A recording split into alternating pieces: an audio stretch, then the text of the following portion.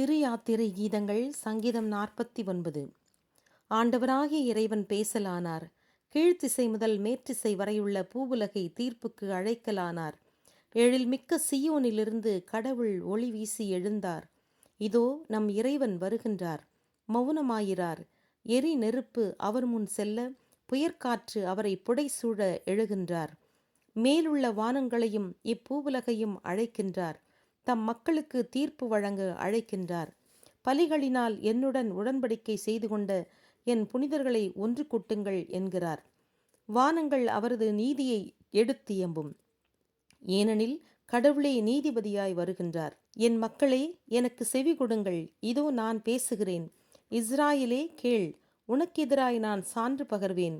நானே கடவுள், உன் கடவுள் நானே.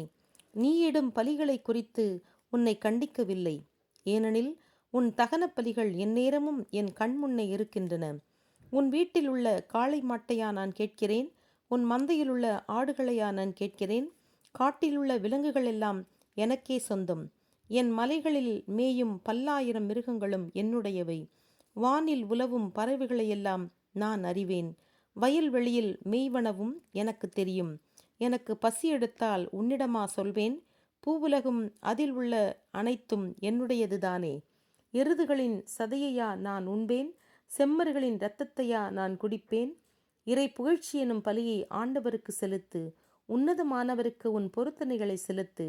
துன்ப நாளில் என்னை கூப்பிடு, உன்னை விடுவிப்பேன். நீ என்னை மேன்மைப்படுத்துவாய். பாவிகளுக்கோ கடவுள் கூறுகிறார், என் கட்டளைகளை நீ ஏன் எடுத்துரைக்கிறாய்? என் உடன்படிக்கையை பற்றி நீ ஏன் பேச வேண்டும்? ஒழுக்கத்தை பகைப்பவன் அன்றோ நீ? என் வார்த்தையை புறக்கணித்தவன் அன்றோ நீ?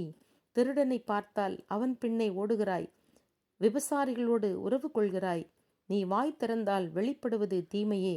உன் நாவிலிருந்து புறப்படுவது வஞ்சகமே. கூட்டத்தில் உட்கார்ந்து நீ பேசுவதெல்லாம் உன் சகோதரனுக்கு எதிராக. உன் சொந்த சகோதரனை நிந்தைக்கு உள்ளாக்குகிறாய். இப்படியெல்லாம் நீ செய்ய நான் வாளாயிருப்பதா? நானும் உன்னை போல் என்று நினைத்தாயா? உன்னை கண்டித்து நீ செய்ததையெல்லாம் எடுத்து சொல்கிறேன் பார்.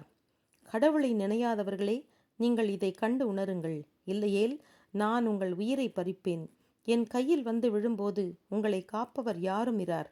இறை புகழ்ச்சி எனும் பலி இடுபவனே எனக்கு மதிப்பு கொடுப்பவன். நேர்மையோடு நடப்பவனுக்கு இறைவன் தரும் மீட்பை காட்டுவேன்.